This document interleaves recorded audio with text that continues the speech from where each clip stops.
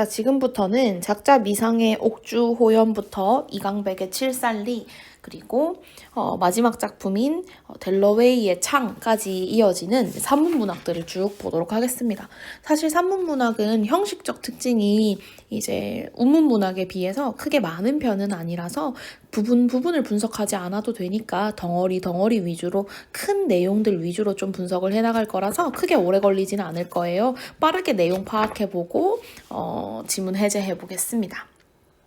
자, 먼저 작자 미상의 옥주호연입니다. 고전소설이고요. 이 작품 같은 경우에는 우리가 이제 문제의 보기에서 힌트를 좀 얻을 수가 있겠어서 문제의 보기를 좀 이끌어 오도록 할게요. 몇 번 문제의 보기냐면 39번 문제의 보기가 되겠습니다. 자, 옥주호연은 가부장적 사회에서 가부장적 사회의 무슨 뜻인지 아십니까? 무슨 뜻인지 알고 계십니까? 가부장적 사회는 이제 가장의 권위가 굉장히 강한 사회를 의미한다라고 생각하시면 됩니다. 특히나 우리나라 같은 경우에는 아버지의 권위가 굉장히 큰 사회를 이제 유교 문화의 일환으로서 받아들여서 조선시대 때부터 쭉 유지를 해왔었는데요. 이 가부장적 사회에서는 여성 주인공들이 억압적인 성별 규범에 갇혀 있는 경우들이 참 많습니다. 주인공이 여성이라면 여성으로서, 딸로서, 한 명의 아내로서, 며느리로서 해야 할 역할들을 좀 이렇게 강요받는 경우들이 많다라는 거죠. 자, 근데 여성 주인공들이 주체적으로 자신의 삶을 개척해 나가는 과정이 잘 보이는 작품이 무엇이냐? 옥주호연이다라는 겁니다. 여성 주인공들은 이제 갇혀있던 부녀자로서 이제 규방에 갇혀있던 자신들의 욕망을 꺼내기 위해서 우선은 남장이라는 탈출구를 사용합니다. 남자인 것처럼 용모와 복색을 꾸며서 이제 여자로서 억압되었던 것들을 많이 표출하려고 노력을 한다라는 건데요. 남장이 이제 공적 영역으로 이 여성들이 나아갈 수 있게 만드는 역할을 해줍니다. 자, 하지만 자신의 정체를 숨기고 남장을 하는 것은 국가적 질서 아래에서 벌을 받을 수도 있는 징벌의 요인이 될 수도 있기 때문에 이 여성들은 항상 혹시나 내가 남장한 것이 누군가에게 탄로나지 않을까 위험을 느끼고 불안해하기도 합니다. 하지만 여성 주인공들은 정체가 밝혀진 이후에도 옥주호연에서 자신들의 성취를 인정받음으로써 여성이지만 그래도 공적 영역으로 나아가서 무언가를 성취하는 여성상을 드러내었다라고 정리를 할 수가 있겠네요. 좋습니다. 가부장적 사회의 여성 주인공들이 주체적으로 자신의 삶을 개척해 나가는 과정을 보여주는 작품인데 남장이라는 방법을 사용하더라. 남장을 통해서 공적 영역으로 나아간 여성들은 정체 탈로에 대한 위험과 불안을 느끼기도 하지만 어쨌든 성취를 인정받더라라는 이야기. 작품 전체의 줄거리를 한번 살펴보도록 하겠습니다. 자, 이 작품 같은 경우에는 먼저 가부장적 사회의 가장 아버지가 등장을 해야겠죠. 유원경이라는 인물이 등장합니다. 우리가 보고 있는 작품 본문에서는 유생이라고 이제 유선생의 줄임말이라고 생각을 하시면 됩니다. 유선생이라는 호칭으로 등장을 하고 있는데요. 이 유원경은 3명의 딸을 둔 아버지이자 굉장히 권위적이고 가부장적인 모습을 가지고 있는 한 명의 가장입니다. 평소 자기가 아들이 없고 딸을만 3명을 낳았다는 사실을 굉장히 한탄해요. 딸내미로서 조금 마음에 들지는 않는 태도이지만 아무튼 이 사람은 그래요. 그리고 딸내미들이 이제 무술을 되게 좋아해요. 막 3명이서 막 마당에서 검술도 겨루고 이런단 말이에요. 뭐 이런 식으로 무예를 숭상하는 모습을 보고 하지마! 라고 금지를 했는데 이러한 명을 딸들이 단박에 들어먹질 않으니까 이 딸들을 해치려고도 하는 그런 인물입니다. 굉장히 무자비한 인물이죠. 자, 그리고 어머니, 부인 왕씨가 소개됩니다. 부인 왕씨는 삼소조의 어머니인데요. 유원경의 행동을 만류하는 역할로서 본문에 잠깐 등장합니다. 여보, 애들이 그냥 아직 철이 없어가지고 마당에서 칼싸움 좀 한 걸로 당장 아이들을 해치려고 하니 그렇게 생각하지 마옵소서. 요 정도로 한번 싹 말려주는 그런 인물로 등장을 합니다. 자, 그 다음 3명의 딸, 주인공입니다. 중요하죠. 요 3명의 딸들은 쌍둥이에요, 쌍둥이. 이 작품의 제목이 옥주호연이지 않습니까? 이제 옥주, 이제 주로 끝나는, 주 돌림자로 끝나는 딸들에 대한 이야기인데 이 딸들의 태몽을 꿀 때 이 유원경이 구슬 꿈을 꾸거든요. 요 옥이 굿을 할 때 옥자야. 그래서 굿을 꿈을 꾸고 낳은 새 쌍둥이 주 자매의 호연, 뭔가 담대한 영웅으로서의 이야기, 이런 느낌이라고 생각을 하면 되거든. 담대한 이야기. 구슬 같은 새 딸들의 담대한 영웅 이야기, 뭐 이런 느낌의 이제 소설이라고 생각을 하면 되겠네. 자, 새 쌍둥이는 첫째 딸 이름이 쌍둥이지만 그래도 첫째 딸 이름이 자주, 둘째 딸 이름이 벽주, 셋째 딸 이름이 명주야. 자, 이 세 딸들은 아버지가 자신들을 죽이려 함을 어쩌다가 눈치를 채버렸어. 그래서 우리가 여기서 죽임을 당해서 죽게 되면 너무 억울하니까 잠깐 부모의 슬하를 떠나서 성공해서 돌아오면 아버지가 우리를 좋아하지 않을까? 아버지가 아들을 계속 원하는 이유가 막 아들들이 과거 급제해가지고 아버지와 가문의 명예를 좀 드높여줬으면 하는 그 마음 때문이지 않겠어. 우리가 나가서 공명을 이루고 우리의 이름을 널리 떨치고 금의 환영, 사람들이 막 나와가지고 우리를 환영할 수 있을 때 돌아오면 되지. 이렇게 계획을 세우는 겁니다. 이 계획은 일단은 큰언니, 첫째 딸이 우리 나가자라는 걸 먼저 제안을 해요. 자, 둘째 딸은 좋은데 언니 나도 그 의견에 동의하는데 약간 걱정되는 부분이 있어. 좀 신중해 하는 건 어때? 이렇게 살짝 브레이크를 걸어주는 역할을 하고, 명주 같은 경우에는 아니 난 큰언니 의견에 너무 동의해. 대신 남자들도 집을 떠날 때는 어디로 가는지를 알려놓고 편지라도 적어놓고 가니까 우리도 그렇게 하자. 이렇게 새로운 방안을 또 제시하는 인물로서 등장을 한다라고 체크를 해주면 될 것 같아요. 자, 이 유원경과 삼소저 간의 인물 간의 외적 갈등이 부각됨과 동시에 여성을 억압하던 당시 유교 사회와 인물의 갈등이라고도 이야기를 할 수가 있겠죠. 가부장적, 억압적 사회에서 여성들이 느끼는 문제의식이 반영되어 있다라고 이야기를 하겠습니다. 자, 그리고 이 작품 같은 경우에는 중략 부분의 줄거리가 소개가 되고 작품이 두 단락으로 이제 나뉘어져 있는데요. 중략 부분의 줄거리 읽어보면 세 자매가 집을 떠난 다음에 최완 삼형제, 얘들도 쌍둥이야. 뭔가 딱 결연하기가 좋지. 첫째 딸이랑 첫째 아들이랑 결혼하고 둘째 딸, 둘째 아들 결혼하고 셋째 딸, 셋째 아들 결혼하면 딱 좋을 것 같은데 실제로 나중에 그렇게 해요. 예.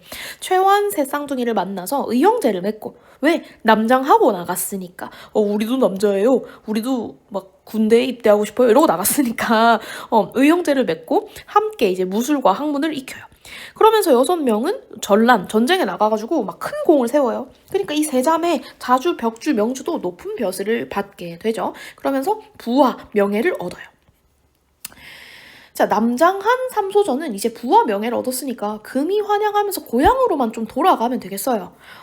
남장을 하고 나와서 공을 세웠다. 장군으로서의 칭호도 이렇게 받았다. 그러니까 이제 임금님이 야 너네 수고했으니까 밥 사줄게 하는 이 연회만 무사히 잘 넘기면 그냥 집에 가면 돼. 근데 임금님이 연못에 들어가서 너희가 나를 위해서 고기를 좀 잡아다 줘라 라고 이야기를 하는데 내가 남장을 하고서 어떻게 물에 들어가겠어요. 홀홀 옷을 벗어 던지고 연못에 들어갈 수가 없잖아요. 그러니까 나 남장한 사실이 탄로나서 큰 벌을 받으면 어떡하지 하다가 결국은 어쩔 수 없이 스스로 자신의 정체를 밝히거든요. 근데 알고 보니까 왕이 이미 삼소저가 여성이라는 걸 알고 있었어. 그래서 사실 장군의 칭호도 이거 봐봐. 화수장군, 매향장군, 옥두장군, 뭔가 너무 여성스럽지 않아? 여성스럽다라는 표현 전 좀 싫어하긴 하는데 아무튼 뭔가 좀 부드럽고 뭔가 유약할 것 같은 느낌의 칭호를 준 거야. 여성인 거 알고 준 거야. 자, 그래서 왕이 나 너네 사실 여성들인 거 알고 있었어.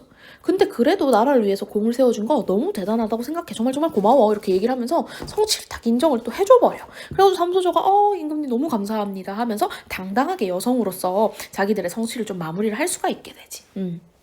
임금은 삼소저의 정체를 알게 된 뒤에도 그들의 공을 치하하는 굉장히 아량이 넓은 인물로서 구체화가 되고 있고, 최완 삼형제, 중략 줄거리에 잠깐 등장한 최완 삼형제는 삼소저의 조력자, 도움을 주는 인물이자 훗날 삼소저와 인연을 맺고 혼인을 하게 되는 인물로서 등장을 하고 있다 체크해주면 되겠어요. 자, 여기까지가 작품 전체의 줄거리예요.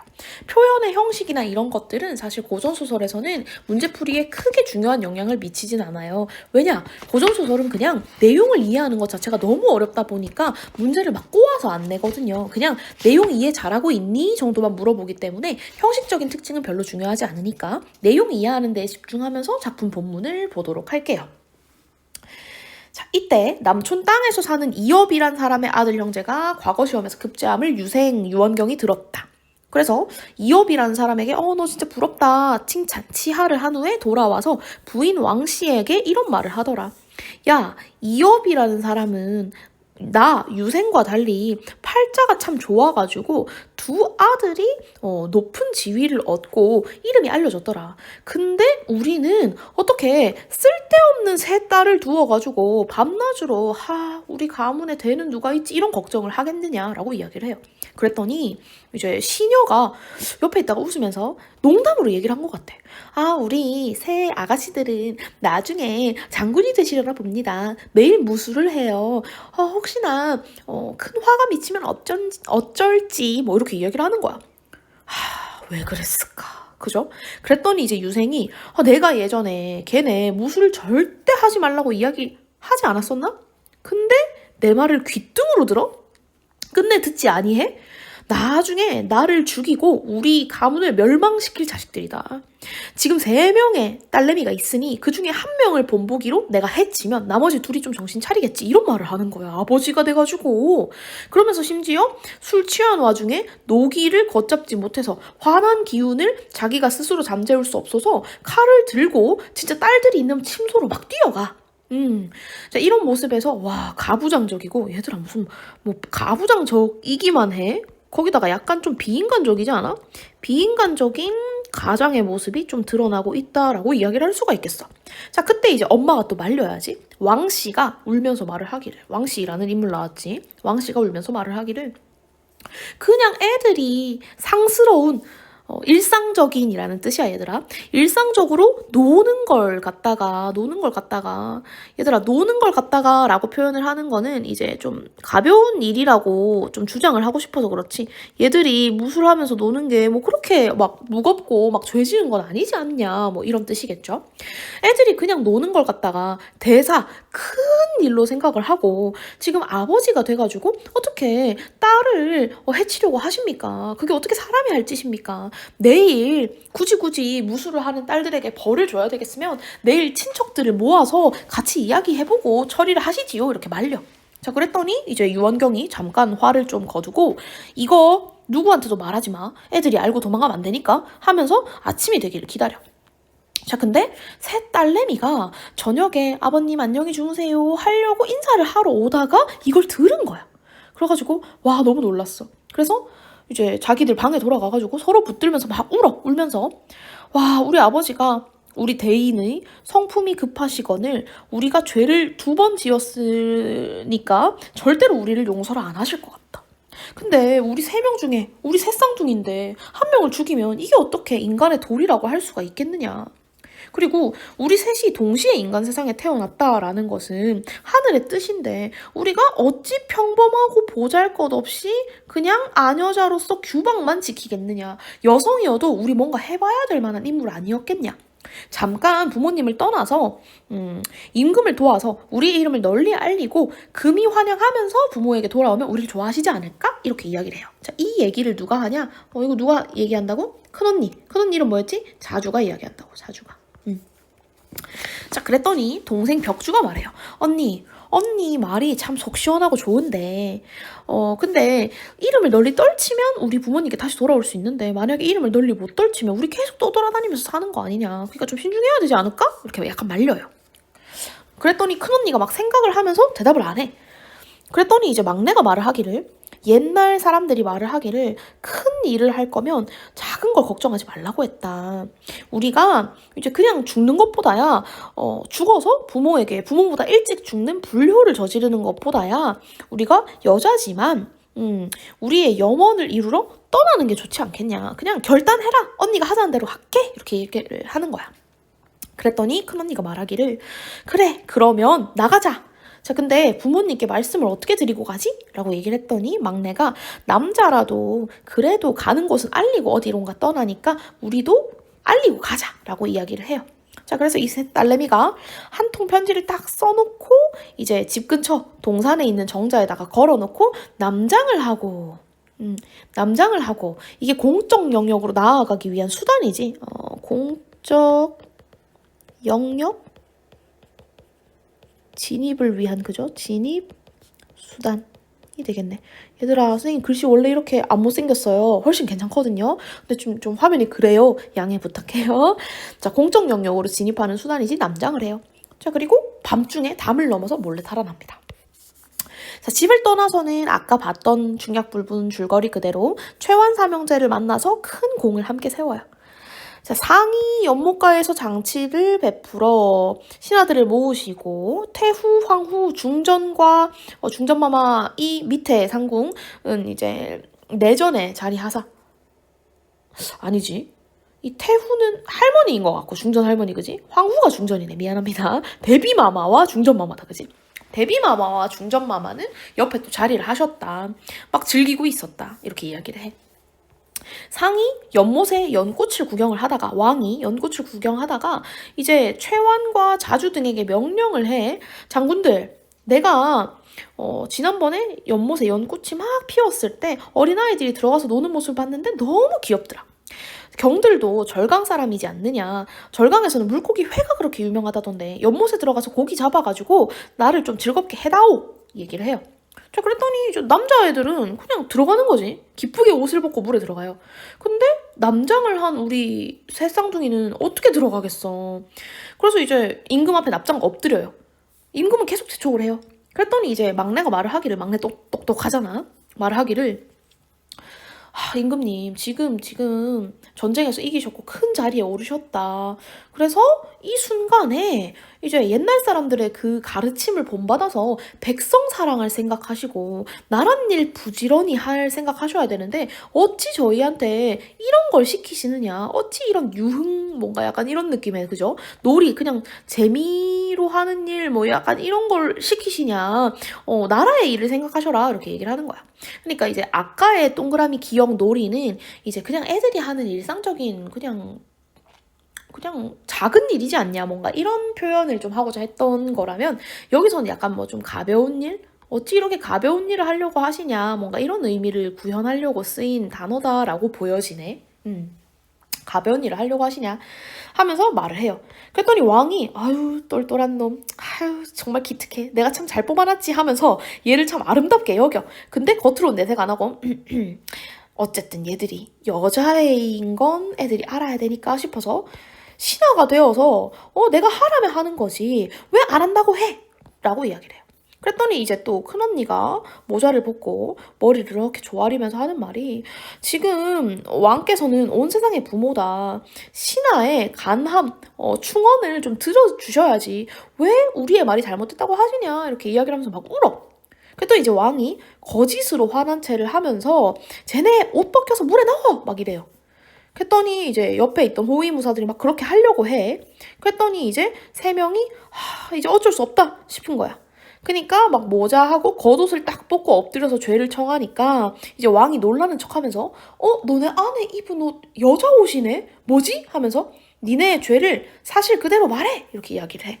자, 그랬더니 세 사람이 울면서 말을 하기를 저희가 하늘과 땅의 규칙을 속여서 남자로 변장을 했다. 더 이상은 속일 수가 없겠습니다. 하면서 왜 이렇게 되었는지를 설명을 쭉 해요. 자, 그랬더니 왕이 놀라는 척하면서 또 웃으면서 말하면서 참 그런 일이 있었구나. 진실로 기이하다. 근데 사실 나는 저번에 이 사실 알았어. 그래서 자귀를 줄 때 다른 장군들과 이름을 좀 달리한 거야. 자, 근데 오늘 내가 일부러 이렇게 한 거는 조정의 모든 사람들이 당신들이 사실은 여성이라는 걸 알고 나서 큰 일을 진행하고 싶었기 때문이야. 왜 남성인 척 해야 되겠어? 그냥 여성으로 살면 되지. 또 이렇게 얘기를 하는 거야. 그러면서 이제 데비마마한테 이제 이 사람들이 이제 이런 사연이 있는 사람들이다라고 이야기를 드렸더니 데비마마가 즉시 데리고 와 하면서 막 애들을 꾸며줘요. 막 비단으로 만든 도포, 옥으로 장식한 띠, 뭐 궁녀를 따라서 이제 태후를 이렇게 만나러 가니까 너무 예쁘고 막 민첩하고 좋은 여식이로다 하는 거야. 그러면서 칭찬을 하기를 여자의 몸으로 군사들 틈에서 거리낌 없이 행동하면서 공까지 세웠으니 우린 너무 칭찬한다 이렇게 얘기를 해. 그랬더니 이제 세 명이 너무 감사합니다 라고 이제 은혜 이제 감복하는 그런 장면까지 이제 등장을 한다. 성취를 이제 인정을 받고 있는 거지, 그치? 자, 여기까지가 작품의 본문이었고 작품을 간단하게 구조화해 본다면 이 작품은 3명의 여성 영웅이 등장하는 군담 소설이다라고 갈래를 정리할 수 있어. 유원경의 세 딸 자주, 벽주, 명주가 주된 중심 인물이 되겠고 외적 갈등이 주가 되는데 인물과 인물 간의 갈등, 인물과 사회 간의 갈등이 둘 다 동시에 나타나는 작품이다라고 얘기할 수 있어. 주제는 남녀 세상의 영웅적 활약과 나중에 결혼하게 되는 것 정도로 이야기를 해볼 수가 있겠으며 작품의 특이점은 남장이라는 키워드를 이용해서 모티프는 얘들아 문학 용어인데 문학의 이야기 요소라는 뜻이야. 이야기 요소라는 뜻이야. 남장 요소를 활용하여 랑 동일한 표현이라고 생각하면 돼. 남장 요소를 활용하여 여성을 영웅으로 만드는 데 주력을 했다라고 이야기를 할 수가 있는 작품이야. 근데 이 남장 모티프를 활용했다라는 점이 한계점으로 언급이 되기도 해. 왜냐면 여성 그대로의 모습으로서 영웅으로 대접을 받았다면 더 여성을 영웅화하는 느낌이 살았을 텐데 결론적으로는 위대한 공은 다 남성으로 변장한 상태에서 세운 게 되는 것이니 진정한 뭔가 여성 영웅을 탄생시키지 못했다라는 비판을 받기도 한다라는 거지. 한계도 언급된다는 점 체크해주면 좋을 것 같아. 자, 그러면 36번부터 문제를 쭉쭉 풀어보도록 할게요. 자, 36번 보면 윗글을 이해한 내용으로 적절하지 않은 것은 했어요. 자, 1번부터 볼게요. 유원경, 유생은 딸을 둔 자신의 처지를 한탄했죠. 왜 우리 집은 딸만 3명이어가지고 이런 이야기를 해요. 그죠? 자, 춘앵 잠깐 나와서 기억이 안 나실 수 있는데 이제 시녀예요. 그죠? 유생과 이제 왕씨, 부인 왕씨 그리고 그 집안의 시녀죠. 이 시녀는 무예 실력을 칭찬했대요. 칭찬? 글쎄 맨날 무예를 숭상하니 맨날 무술만 하니 나중에 걱정이 되는 일이 생기는 건 아닌지 이런 이야기를 했단 말이죠. 칭찬 안 했어요. 그죠? 자주자매는 새 쌍둥이로 같은 날 태어났고요. 최완과 자주는 모두 절강 사람이니까 생선회 먹고 싶다. 연못 가서 물고기 잡아와 라고 왕이 이야기를 하죠. 자, 태후는 연못가에서 일어난 일을 목격하지 못했어요. 왜냐면 연못가에서 있었던 일을 나중에 왕이 전해주었다. 그래서 태후가 불렀다라는 진술이 나왔었기 때문에 목격하지 못한 것으로 확인을 해주시면 되겠습니다. 답은 2번이 되겠다. 다음 37번입니다. 괄호 A 부분의 말하기에 대한 설명으로 적절하지 않은 것은 했습니다. 괄호 A 부분 어딘지 한번 살펴보니까요. 지문에서 어디에 있죠?